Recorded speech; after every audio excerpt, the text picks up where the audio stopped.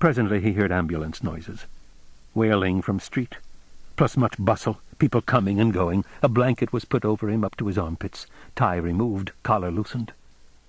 "Better now," Mr. Tagomi said. He lay comfortably, not trying to stir.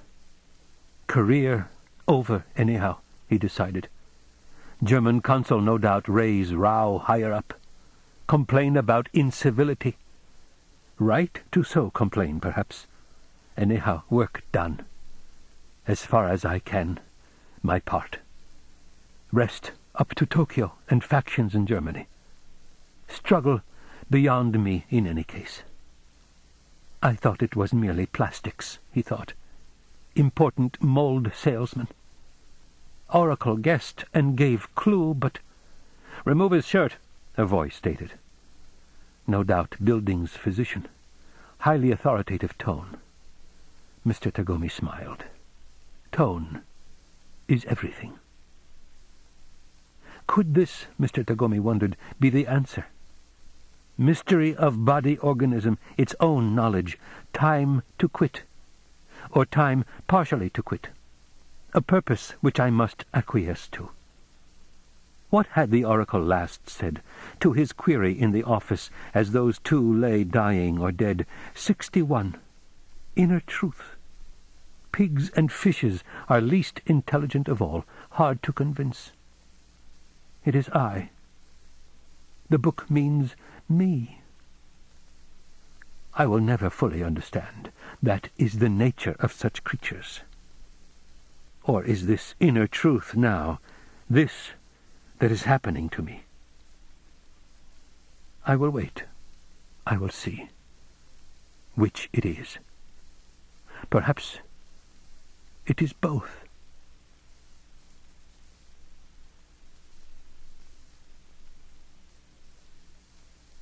That evening, just after the dinner meal, a police officer came to Frank Frink's cell, unlocked the door, and told him to go pick up his possessions at the desk. Shortly, he found himself out on the sidewalk before the Kearny Street station, among the many passers-by hurrying along, the buses and honking cars and yelling pedicab drivers. The air was cold. Long shadows lay before each building. Frank Frink stood a moment, and then he fell automatically in with a group of people crossing the street at the crosswalk zone. Arrested for no real reason, he thought, no purpose. And then they let me go the same way. They had not told him anything, had simply given him back his sack of clothes, wallet, watch, glasses, personal articles, and turned to their next business, an elderly drunk brought in off the street. Miracle, he thought, that they let me go. Fluke of some kind. By rights I should be on a plane heading for Germany, for extermination. He could still not believe it. Either part, the arrest and now this, unreal. He wandered along past the closed-up shops, stepping over debris blown by the wind. New life, he thought. Like being reborn.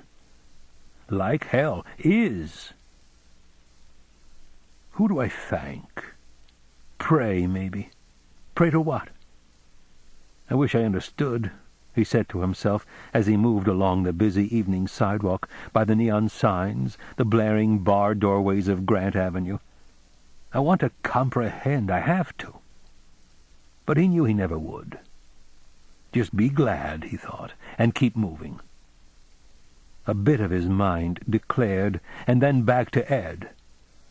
I have to find my way back to the workshop down there in that basement, pick up where I left off, making the jewelry, using my hands. Working and not thinking, not looking up or trying to understand. I must keep busy. I must turn the pieces out.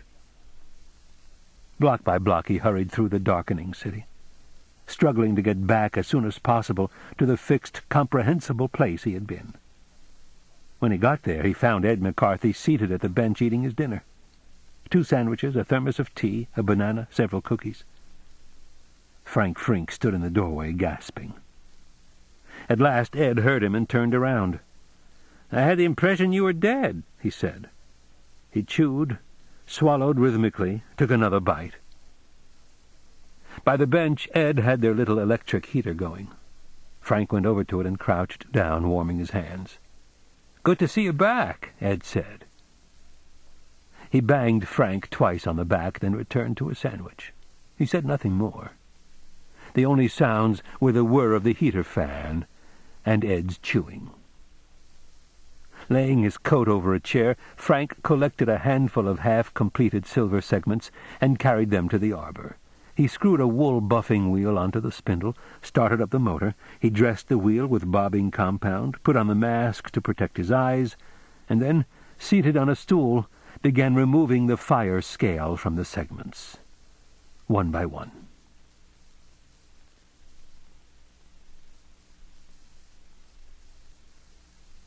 Chapter 15. Captain Rudolph Wegener, at the moment traveling under the cover name Konrad Goltz, a dealer in medical supplies on a wholesale basis, peered through the window of the Lufthansa Me-9-E rocket ship.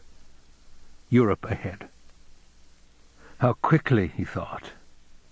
We will be landing at Tempelhofer Feld in approximately 7 minutes. I wonder what I accomplished, he thought as he watched the land mass grow. It is up to General Tedeschi now. Whatever he can do in the home islands, but at least we got the information to them. We did what we could. He thought, but there is no reason to be optimistic. Probably the Japanese can do nothing to change the course of German internal politics. The Goebbels government is in power and probably will stand. After it is consolidated, it will turn once more to the notion of dandelion. And another major section of the planet will be destroyed, with its population, for a deranged, fanatic ideal. Suppose eventually they, the Nazis, destroy it all, leave it a sterile ash. They could. They have the hydrogen bomb. And no doubt they would. Their thinking tends toward that Götterdämmerung.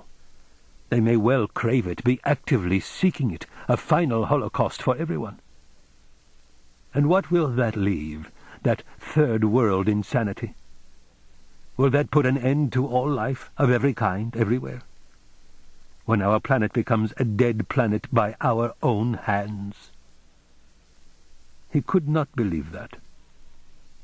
Even if all life on our planet is destroyed, there must be other life somewhere which we know nothing of. It is impossible that ours is the only world. There must be world after world unseen by us in some region or dimension that we simply do not perceive. Even though I can't prove that, even though it isn't logical, I believe it, he said to himself. A loudspeaker said, "Meine Damen und Herren, Achtung, bitte!" "We are approaching the moment of landing," Captain Wegener said to himself. "I will almost surely be met by the Sicherheitsdienst. The question is, which faction of policy will be represented, the Goebbels or the Heydrich? Assuming that SS General Heydrich is still alive. While I have been aboard this ship, he could have been rounded up and shot. Things happen fast during the time of transition in a totalitarian society. There have been in Nazi Germany tattered lists of names over which men have pored before." Several minutes later, when the rocket ship had landed, he found himself on his feet, moving toward the exit with his overcoat over his arm. Behind him and ahead of him, anxious passengers. No young Nazi artist this time, he reflected, no Lotze to badger me at the last with his moronic viewpoint. An airline's uniformed official, dressed, Wegener observed, like the Reichsmarshal himself, assisted them all down the ramp one by one to the field. There, by the concourse, stood a small knot of black shirts. For me? Wegener began to walk slowly from the parked rocket ship. Over at another spot, men and women waiting, waving, calling, even some children. One of the black shirts, a flat-faced, unwinking blond fellow wearing the Waffen-SS insignia, stepped smartly up to Wegener, clicked the heels of his jack boots together and saluted. "Ich bitte mich zu entschuldigen. Sind Sie nicht Kapitän Rudolph Wegener von der Abwehr?" "Sorry," Wegener answered. "I am Konrad Goltz, representing A.G. Chemikalien Medical Supplies." He started on past. Two other black shirts, also Waffen-SS, came toward him. The three of them fell in beside him, so that although he continued on at his own pace, in his own direction, he was quite abruptly and effectively under custody. Two of the Waffen-SS men had submachine guns under their greatcoats. "You are Wegener," one of them said as they entered the building. He said nothing. "We have a car," the Waffen-SS man continued.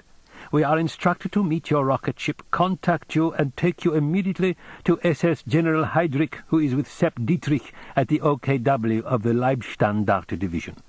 In particular, we are not to permit you to be approached by Wehrmacht or Partei persons." "Then I will not be shot," Wegener said to himself. "Heydrich is alive and in a safe location, and trying to strengthen his position against the Goebbels government. Maybe the Goebbels government will fall after all," he thought as he was ushered into the waiting SS Daimler staff sedan. A detachment of Waffen-SS suddenly shifted at night. Guards at the Reichskanzlei relieved, replaced. The Berlin police station suddenly spewing forth armed SD men in every direction, radio stations and power cut off, Tempelhofer closed, rumble of heavy guns in the darkness along main streets. But what does it matter? Even if Dr. Goebbels is deposed and Operation Dandelion is cancelled, they will still exist, the black shirts, the Partei, the schemes, if not in the Orient, then somewhere else, on Mars and Venus. No wonder Mr. Tagomi could not go on, he thought, the terrible dilemma of our lives. Whatever happens, it is evil beyond compare. Why struggle, then? Why choose, if all alternatives are the same? Evidently we go on as we always have, from day to day. At this moment we work against Operation Dandelion. Later on, at another moment, we work to defeat the police. But we cannot do it all at once. It is a sequence, an unfolding process. We can only control the end by making a choice at each step. He thought, we can only hope and try. On some other world, possibly it is different, better. There are clear good and evil alternatives, not these obscure admixtures, these blends, with no proper tool by which to untangle the components. We do not have the ideal world, such as we would like, where morality is easy because cognition is easy, where one can do right with no effort because he can detect the obvious. The Daimler started with Captain Wegener in the back, a black shirt on each side, machine gun on lap. Black shirt behind the wheel. Suppose it is a deception even now, Wegener thought as the sedan moved at high speed through Berlin traffic. They are not taking me to SS General Heydrich at the Leibstandarte Division OKW. They are taking me to a Partei jail, there to maim me and finally kill me. But I have chosen. I chose to return to Germany. I chose to risk capture before I could reach Abwehr people and protection. Death at each moment, one avenue which is open to us at any point, and eventually we choose it, in spite of ourselves. Or we give up and take it deliberately. He watched the Berlin houses pass. My own folk, he thought. You and I, again together. To the three SS men he said, "How are things? Any recent developments in the political situation? I've been away for several weeks, before Bormann's death, in fact." The man to his right answered, "There's naturally plenty of hysterical mob support for the little doctor. It was the mob that swept him into office. However, it's unlikely that when more sober elements prevail they'll want to support a cripple and demagogue who depends on inflaming the mass with his lies and spellbinding." "I see," Wegener said. It goes on, he thought. The internecine hate. Perhaps the seeds are there in that. They will eat one another at last and leave the rest of us here and there in the world still alive. Still enough of us once more to build and hope and make a few simple plans.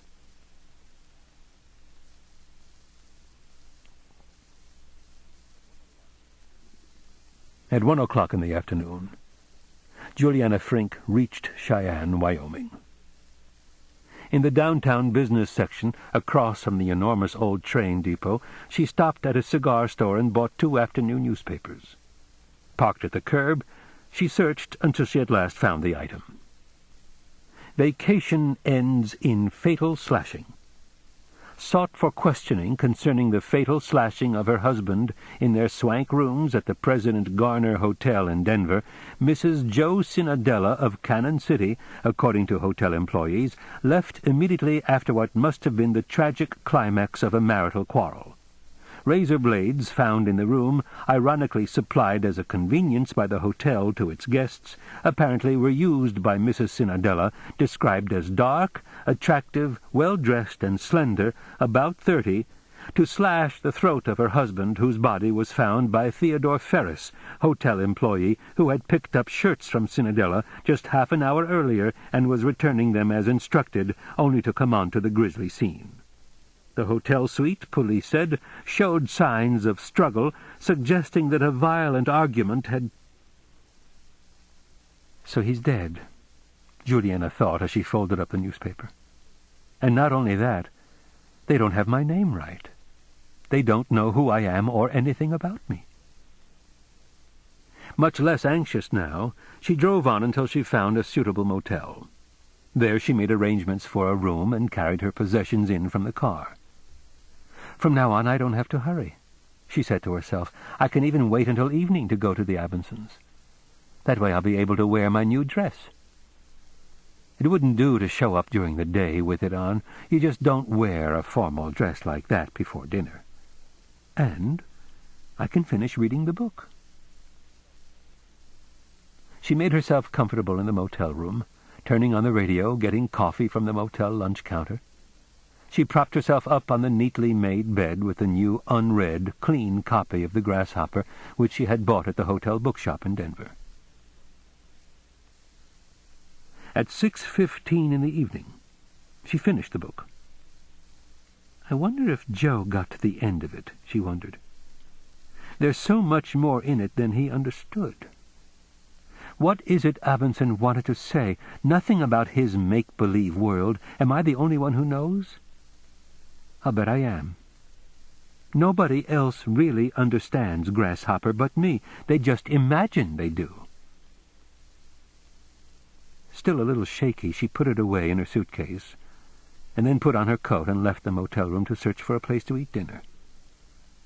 The air smelled good, and the signs and lights of Cheyenne seemed particularly exciting. In front of a bar, 2 pretty, black-eyed Indian prostitutes quarreling, she slowed to watch. Many cars, shiny ones, coasted up and down the streets. The entire spectacle had an aura of brightness and expectancy, of looking ahead to some happy and important event, rather than back. Back, she thought, to the stale and the dreary, the used up and thrown away. At an expensive French restaurant where a man in a white coat parked customers' cars, and each table had a candle burning in a huge wine goblet, and the butter was served not in squares but whipped into round pale marbles, she ate a dinner which she enjoyed, and then, with plenty of time to spare, strolled back toward her motel. The Reichsbank notes were almost gone, but she did not care. It had no importance. He told us about our own world, she thought, as she unlocked the door to her motel room. This, what's around us now. In the room, she again switched on the radio. He wants us to see it for what it is, and I do, and more so each moment. Taking the blue Italian dress from its carton, she laid it out scrupulously on the bed. It had undergone no damage. All it needed at most was a thorough brushing to remove the lint. But when she opened the other parcels, she discovered that she had not brought any of the new half-bras from Denver. "God damn it," she said, sinking down in a chair. She lit a cigarette and sat smoking for a time. Maybe she could wear it with a regular bra. She slipped off her blouse and skirt and tried the dress on, but the straps of the bra showed, and so did the upper part of each cup, so that would not do. Or maybe, she thought, I can go with no bra at all.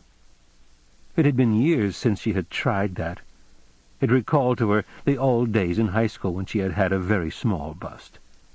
She had even worried about it then. But now further maturity and her judo had made her a size 38. However, she tried it without the bra, standing on a chair in the bathroom to view herself in the medicine cabinet mirror. The dress displayed itself stunningly, but good Lord, it was too risky. All she had to do was bend over to put out a cigarette or pick up a drink, and disaster. A pin. She could wear the dress with no bra and collect the front.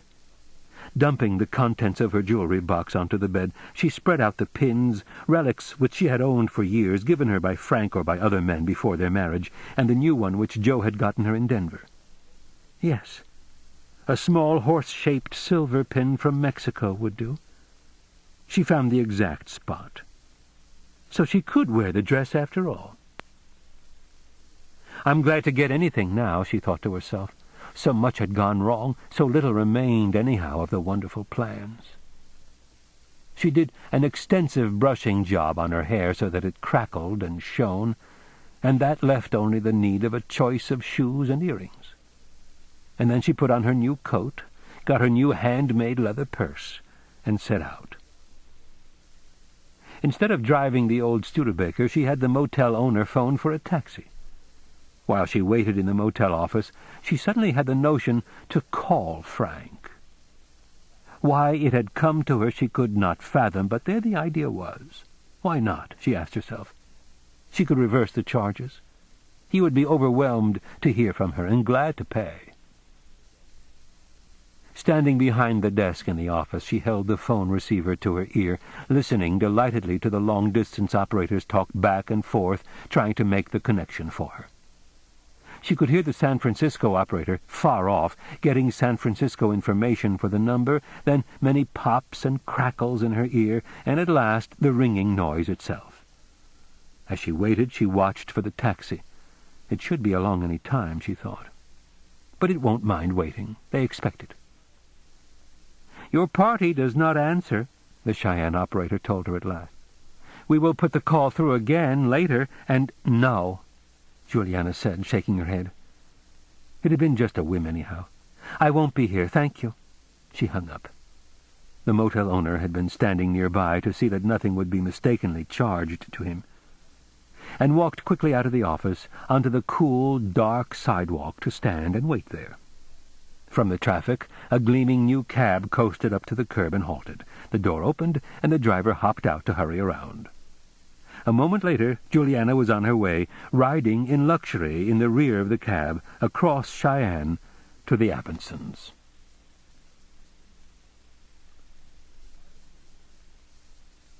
The Abendson house was lit up, and she could hear music and voices.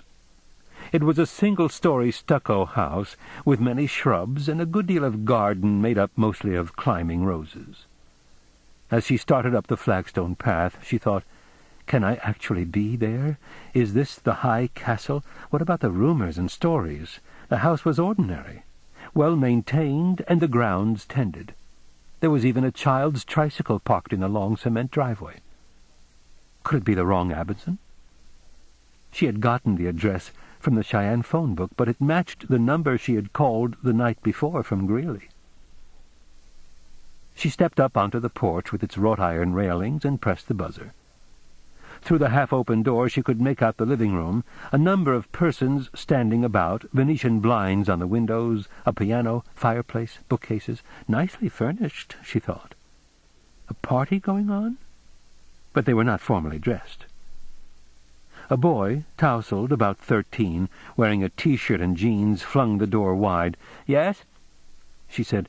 "Is Mr. Abendson home? Is he busy?" Speaking to someone behind him in the house, the boy called, "Mom, she wants to see Dad." Beside the boy appeared a woman with reddish-brown hair, possibly 35, with strong, unwinking gray eyes, and a smile so thoroughly competent and remorseless that Juliana knew she was facing Caroline Abinson. "I called last night," Juliana said. "Oh, yes, of course." Her smile increased. She had perfect, white, regular teeth. Irish, Juliana decided. Only Irish blood could give that jawline such femininity. "Let me take your purse and coat. This is a very good time for you. These are a few friends. What a lovely dress! It's House of Cherubini, isn't it?" She led Juliana across the living room to a bedroom where she laid Juliana's things with the others on the bed. "My husband is around somewhere. Look for a tall man with glasses drinking an old-fashioned." The intelligent light in her eyes poured out to Juliana. Her lips quivered. There is so much understood between us, Juliana realized. Isn't that amazing? "I drove a long way," Juliana said. "Yes, you did. Now I see him." Caroline Abinson guided her back into the living room toward a group of men. "Dear," she called, "come over here. This is one of your readers who is very anxious to say a few words to you." One man of the group moved, detached, and approached carrying his drink. Juliana saw an immensely tall man with black, curly hair. His skin, too, was dark, and his eyes seemed purple or brown, very softly colored behind his glasses. He wore a hand-tailored, expensive, natural-fiber suit, perhaps English wool. The suit augmented his wide, robust shoulders with no lines of its own. In all her life, she had never seen a suit quite like it. She found herself staring in fascination. Caroline said, "Mrs. Frink drove all the way up from Cannon City, Colorado, just to talk to you about Grasshopper." "I thought you lived in a fortress," Juliana said. Bending to regard her, Hawthorne Abinson smiled a meditative smile. "Yes, we did. But we had to get up to it in an elevator, and I developed a phobia. I was pretty drunk when I got the phobia, but as I recall it, and they tell it, I refused to stand up in it, because I said that the elevator cable was being hauled up by Jesus Christ, and we were going all the way, and I was determined not to stand." She did not understand. Caroline explained. "Hoth has said as long as I've known him that when he finally sees Christ, he is going to sit down. He's not going to stand." The hymn, Juliana remembered. "So you gave up the high castle and moved back into town," she said.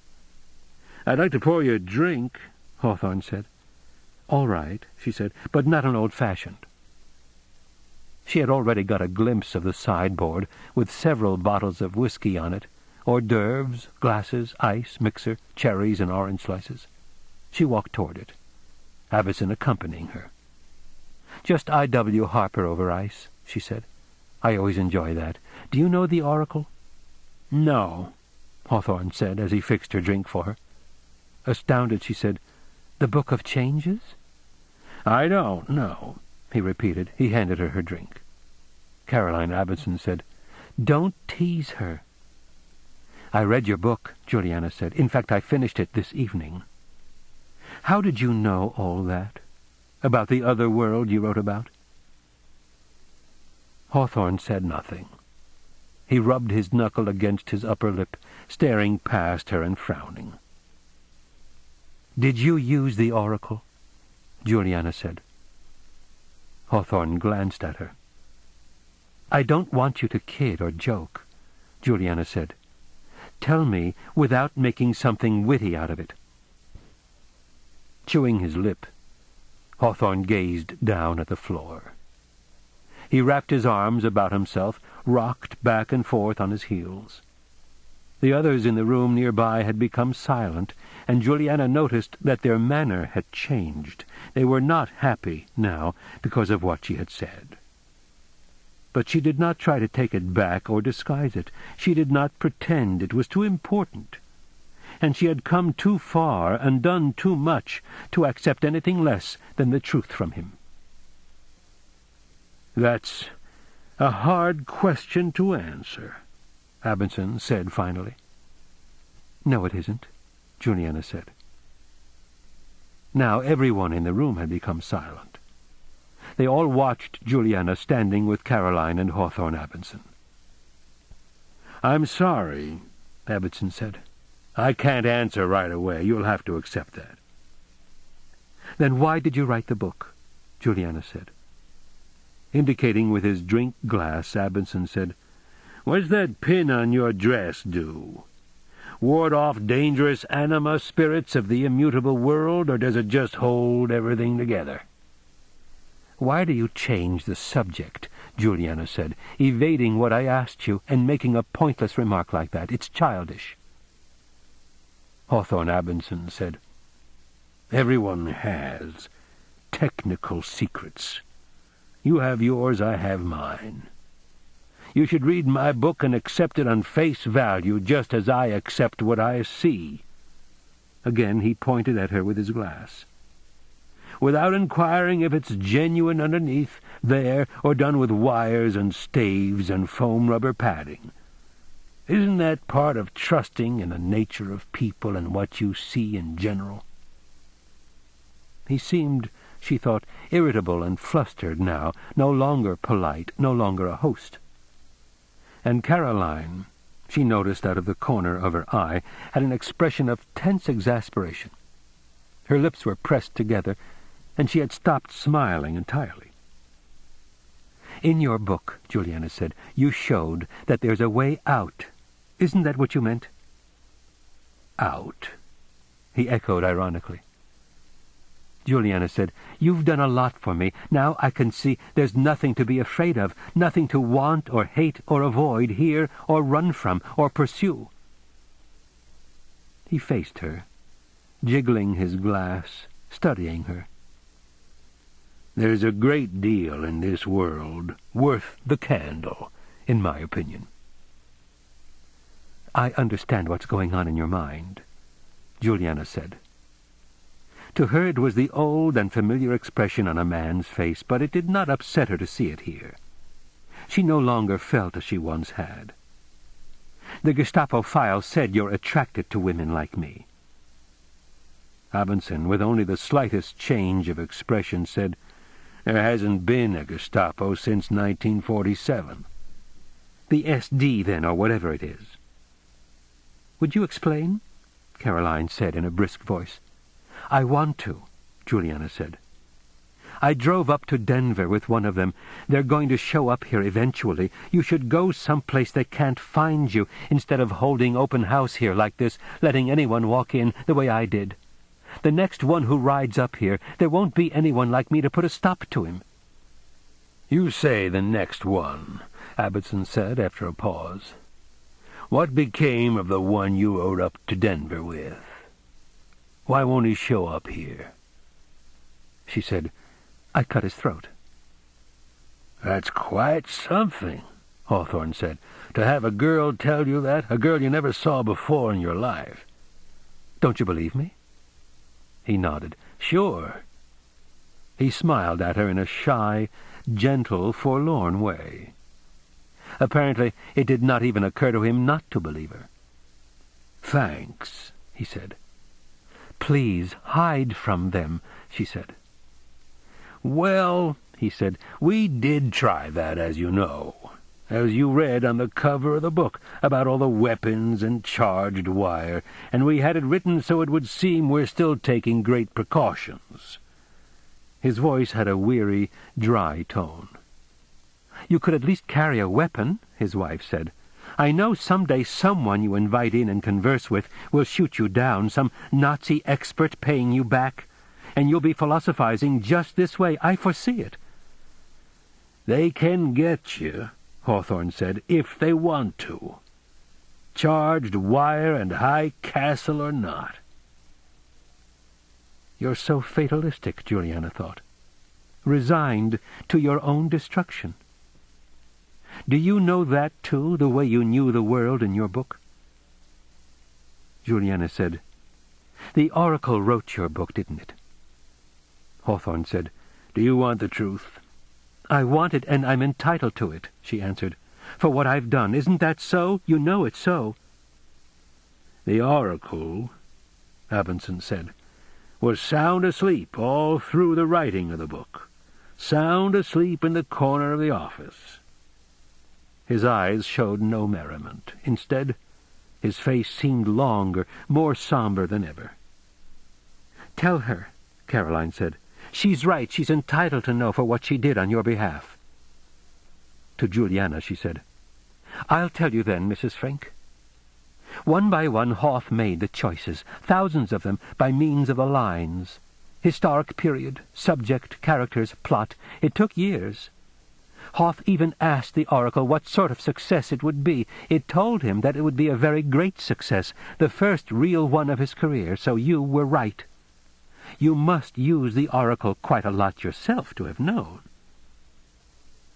Juliana said, "I wonder why the oracle would write a novel. Did you ever think of asking it that?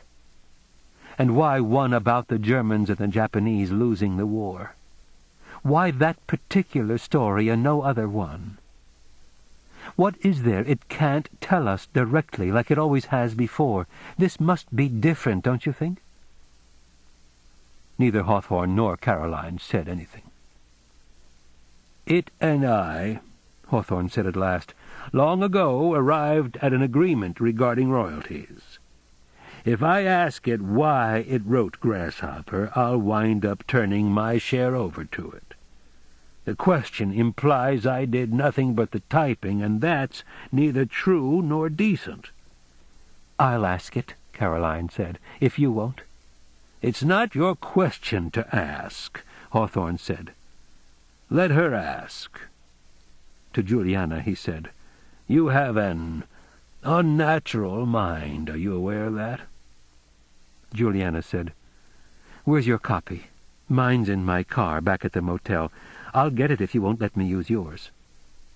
Turning, Hawthorne started off.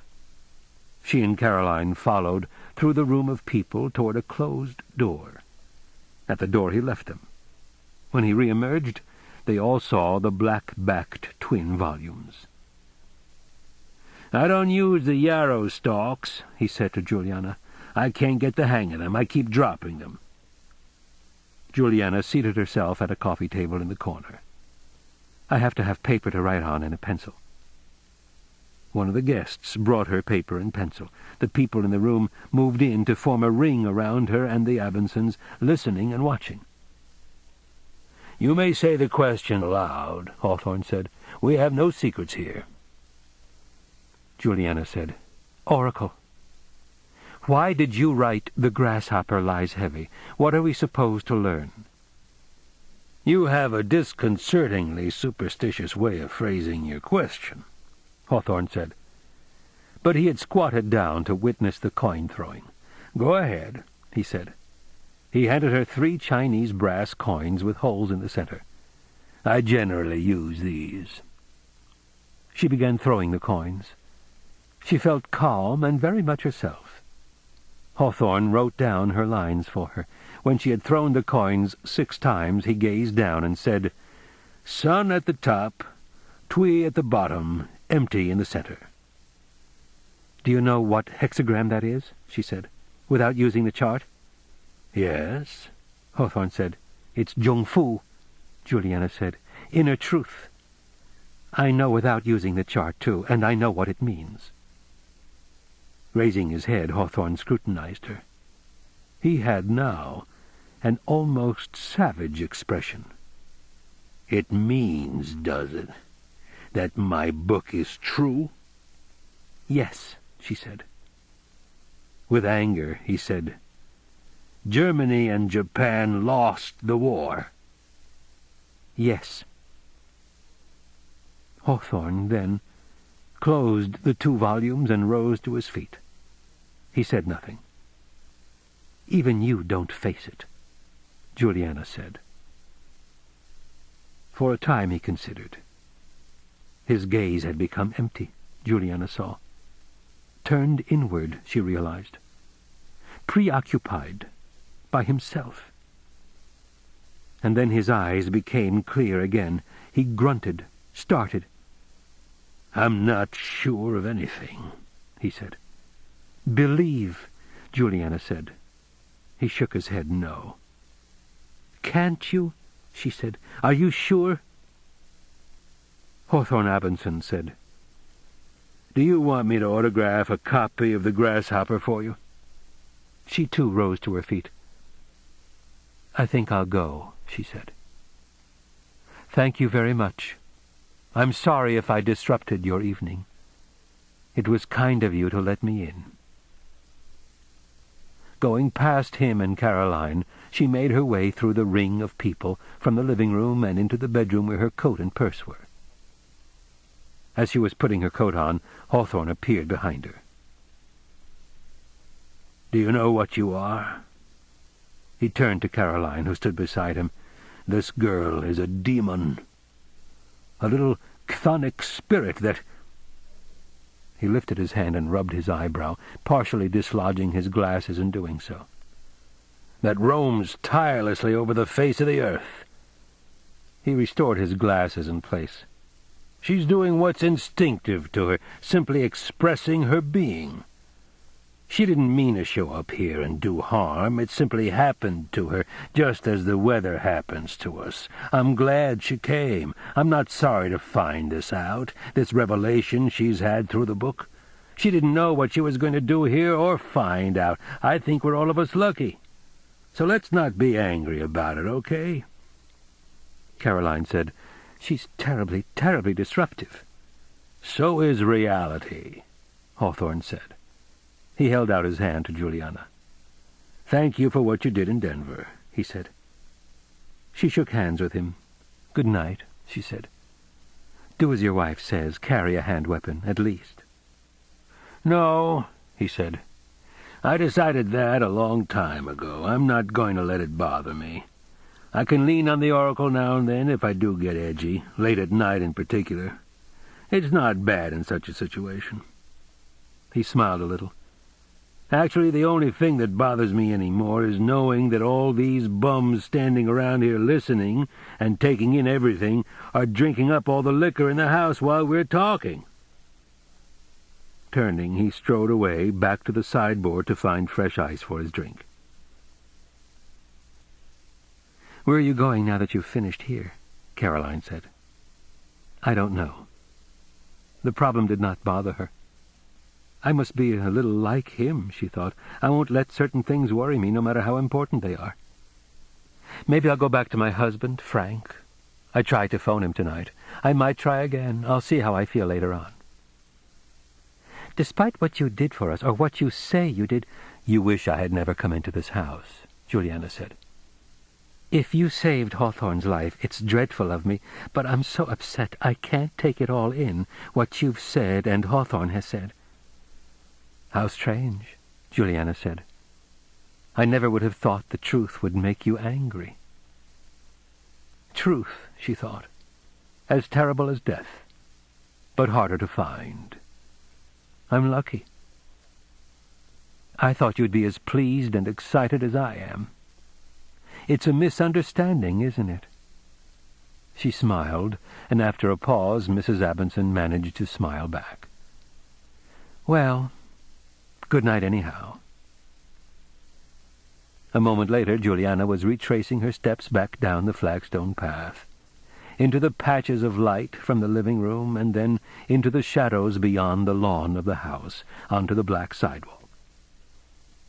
She walked on without looking again at the Abinson house, and as she walked, searching up and down the streets for a cab or a car, moving and bright and living, to take her back to her motel. The end. You've been listening to The Man in the High Castle by Philip K. Dick, narrated by George Guidell. If you've enjoyed this book and this performance, Recorded Books recommends Martin Dressler by Stephen Milhauser, also narrated by George Guidell.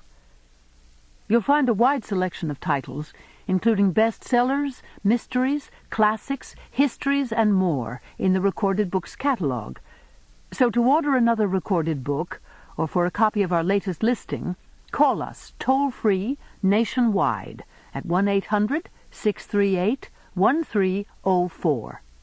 You can order by phone with Visa or MasterCard, or by writing to us, or by faxing us at 410-535-5499. Don't forget to ask about easy 30-day rentals by mail.